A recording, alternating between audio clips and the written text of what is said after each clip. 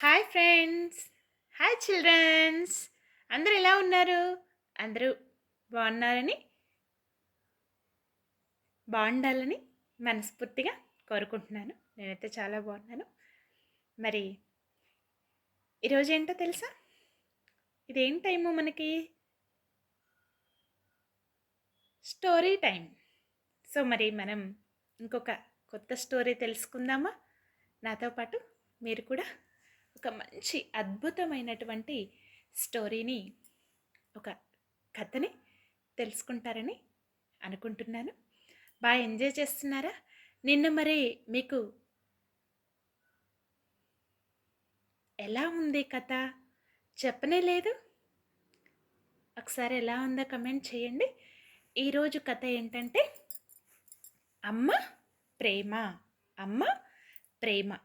ఒక నది ఒడ్డున ఉన్న ఒక నది ఒడ్డున ఉన్న ఒక చెట్టుపై పక్షి గూడు కట్టుకొని పక్షి గూడు కట్టుకొని తన చిన్న చిన్న తన చిన్న చిన్న 2 పక్షి పిల్లలతో సంతోషంగా కాలం గడుపుతూ ఉండేది. ఓకేనా? చాలా సంతోషంగా ఆ 2 పక్షి పిల్లలతో ఆ తల్లి కాలం గడుపుతూ ఉండేదన్నమాట. అయితే ఒకరోజు ఏమైందంటే ఆ తల్లి పక్షి తన పిల్లల ఆహారం కోసం ఏం చేస్తోంది? బయటకు వెళ్తోంది. మరి పిల్లలకి ఆహారాన్ని స్వీకరించి తీసుకురావాలి కదా ఆ తల్లి. సో ఆ పని మీద ఆ తల్లి బయటికి వెళ్ళి తిరిగి వచ్చేస్తుంది. ఆ తిరిగి వచ్చే సమయానికి ఆ 2 పిల్లలలో 2 పిల్లలు ఉన్నాయి కదా! ఆ 2 పిల్లలలో ఒక పిల్ల తన యొక్క కట్టుకున్నటువంటి గూడు నుంచి తల బయటకు పెట్టి ఏం చేస్తుందంటే బయటకి బయటికి పెట్టేసి ఆ యొక్క బయటి ప్రపంచాన్ని చూస్తుందన్నమాట. ఆ 2 పిల్లలో ఒక పిల్ల తల అనేది ఆ గూడు నుంచి తల బయటికి పెట్టి బయట ఉన్నటువంటి ప్రపంచాన్ని చూస్తుంది. అంతలో ఏముంది? ఈ తల్లి వచ్చేసింది కదా! ఆ పిల్లల్ని కోపంతో ఏమంటుందంటే, ఇంకెప్పుడు బయటకు చూడకు. ఓకేనా? ఇంకెప్పుడు బయటికి చూడకు. అంటే బయట ప్రపంచాన్ని చూస్తుంది కదా! అందులో నుంచి ఒక పిల్ల. అలా ఎప్పుడు చూడకు. పొరపాటున కూడా అలా చెయ్యకు. కింద పడవచ్చు. లేక మన శత్రువులు ఉంటారు కదా! ఆ శత్రువులు హఠాత్తుగా వచ్చి ఎత్తుకెళ్ళిపోవచ్చు. అంతే కదా! అవి చిన్న పిల్లలు కదా మరి. అలా తొంగి చూస్తున్నప్పుడు జారి కింద పడతాయి కదా! లేదంటే ఎవరైనా శత్రువులు ఉంటే హఠాత్తుగా వచ్చి ఆ పిల్లల్ని తీసుకువెళ్తాయి కదా! అని ఆ తల్లి యొక్క భయం అన్నమాట. అలా చెప్తోంది పిల్లలకి. ఇంకెప్పుడు అలా చేయొద్దని చెప్తోంది.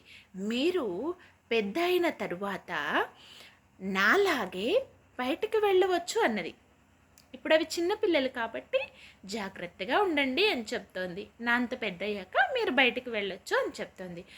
మరుసటి రోజు ఉదయం తల్లి మళ్ళీ తల్లి పక్షి ఏం చేస్తుంది మరి? మళ్ళీ ఆహారం తీసుకురావాలి కదా! ఆ ఆహారం కోసం వెళ్తుంది. ఓకేనా?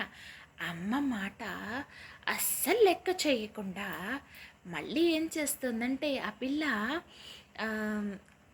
మళ్ళీ ఆ పిల్ల పక్షి ఏం చేస్తుందంటే అమ్మ చెప్పింది అసలు వినకుండా ఆ పిల్ల పక్షి మరలా గూటి బయటికి వచ్చి మళ్ళీ వింతలను, ఆ ప్రపంచంలో జరిగేటటువంటి వింతలను ఆదమరచి, అంటే అసలు చూస్తున్న అన్న ఇదిలో కూడా లేకుండా ఆదమరచి చూస్తుందన్నమాట. ఎంజాయ్ చేస్తూ చూస్తోంది. ఆ సమయంలో ఏమవుతుంది? ఒక గ్రద్ద వచ్చింది. ఒక గ్రద్ద వచ్చి పక్షి పిల్లని ఎత్తుకొని పోతుంది. పక్షి పిల్లని ఎత్తుకొని పోతుంది. అది గమనించలేదు. ఎంతో ఎంజాయ్‌గా ఆదమరచి జరిగేటటువంటి వింతలు చూస్తూ ఉంటే గద్ద వచ్చి తన్నే ఎత్తుకెళ్ళిపోతుంది. ఇంతలో ఇందులో ఇప్పుడు మనం తెలుసుకున్న నీతి ఏమిటంటే, పెద్దల మాట వినినచో ఆహ్, విని విననిచో పెద్దల మాట విననిచో ఆపదలు తప్పవు. అందుకే ఎప్పుడూ పెద్దల మాటని గౌరవించాలి. అంతే కదా! ఇప్పుడు మనకి చూడండి అమ్మ, మనం చిన్నప్పుడు మనకి నడక రానప్పుడు ఏం చేస్తుందమ్మ? మనల్ని చెయ్యి పట్టుకొని నడిపిస్తోంది. అవునా? మన మనం తల్లి, తండ్రి ఇద్దరూ కూడా మనకి నాన్న, అమ్మ ఇద్దరు తోడుండి చేపట్టుకొని నడిపిస్తారు. అవునా? ఎప్పటి వరకు నడిపిస్తారు? మనకి నడక వచ్చే వరకు మనల్ని జాగ్రత్తగా చూసుకుంటారు. ఎందుకంటే ఎక్కడ కింద పడిపోతామో, ఎక్కడ దెబ్బలు తగులుతాయో అని వాళ్ళు మనల్ని ఎప్పుడూ కూడా కంటికి రెప్పలా కాపాడుకుంటారు. అవునా కదా? ఇప్పుడు చూడండి, మనం చిన్నప్పుడు రాసే టైంలో కూడా మనం సరిగ్గా పెన్సిలు, బలపము పట్టుకొని రాయలేం కదా, స్లేట్ పెన్సిల్ అవి.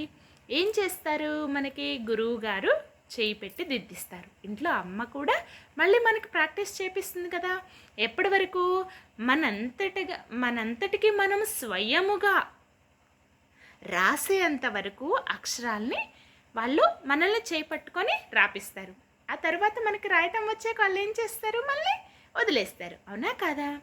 అలాగే మనం చిన్న పిల్లలుగా ఉన్నప్పుడు కాపాడుకోవటం ఎవరి బాధ్యత?